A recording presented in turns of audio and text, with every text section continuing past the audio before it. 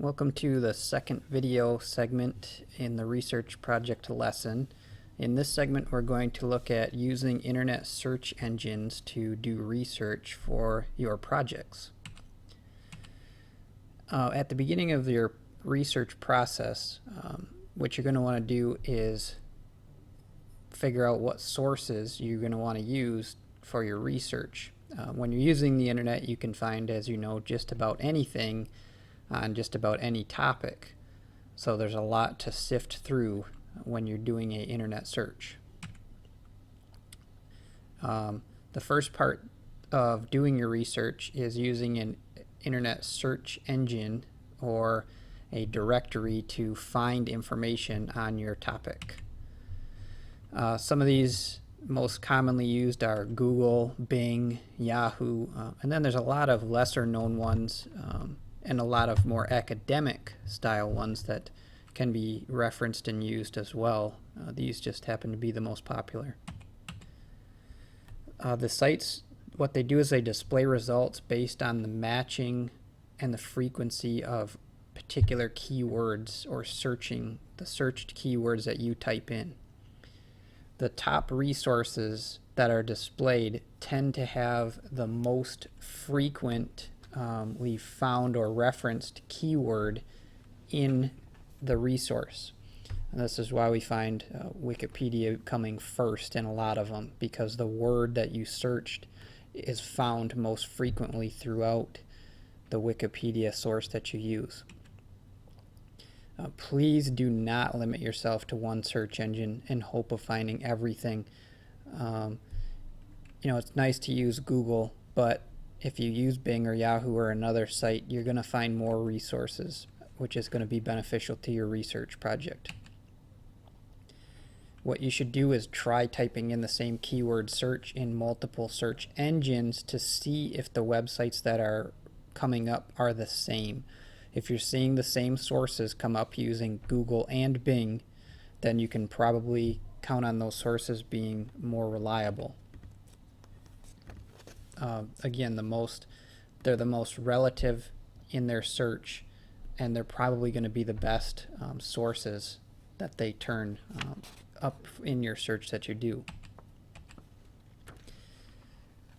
Again, just using the keywords now, we're taking this to the next level. Now you've done an initial search, but using the keywords to search by themselves isn't always the best method to find a lot of information on your topic. The way in which you put the keywords into the search box can alter the results of the search as well. So not only are you using multiple search engines, but you can enter in the particular way you want to search for something multiple ways. I used the example here of someone doing research on the topic of illegal immigration. You can start with the keywords illegal immigration typed into Google or Bing and see what those results are. But just by modifying the input of your keywords can change your search, sometimes for better, sometimes for worse. One thing you can do is consider using synonyms. Again, these are words that are the same, have the same meaning, but they're different completely. This might bring up different sources and more information for better or for worse. So the example I used was, instead of searching for illegal immigrant, try typing in the word illegal alien, as they're sometimes referenced. You can find that the search results are too broad and your topic is not narrow enough. So there are keywords and symbols that you can use to help narrow your search. What you should consider first is typing in keywords or phrases that will display narrower search results. So what you do is you'll type in more than just illegal immigration. You'll see in this example what I've mentioned doing is expanding in that search box what I'm looking for. Okay, maybe you want to learn about illegal immigration in Arizona, since Arizona is a state that this has been kind of controversial in the past few years. So you're more likely to find detailed information about this topic. I also said illegal immigration in the southwest region of the United States. We're limiting what's going to return in this search by becoming more direct in what we're searching for. You can use features that are called Boolean words or Boolean symbols. These are specific words and symbols that can be found and added into a search to modify and add and subtract to what you're searching. The most common are and, or, and not. So by adding those into your search, for example, illegal immigration and Arizona, we've narrowed our search results down quite a bit. You can also refine the search to include keywords, to include just those exactly typed. And the way you do that is you will put the word that you're searching for or term or phrase in quotations in the box. So now I'm searching illegal immigration, but I'm putting quotation marks around that phrase, and it will search for sources more specifically where illegal immigration come up together as one keyword search.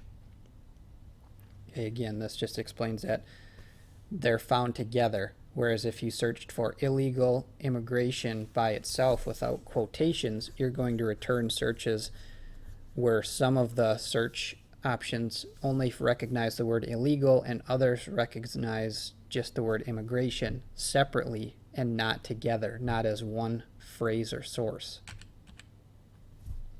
You need to try multiple inputs when you're putting input in to do searches. You should try using those Boolean connectors and, ors, and nots. You can also use plus and minus symbols. Those will do similar things. And you should narrow your search results to specific phrases once you've done an initial search so that you can come up with more topic-specific results and not be overwhelmed with the amount of information. Again, the consistency that you find among search engines as well as the patterns among these websites are going to give you the best results, the best foundation in your searches.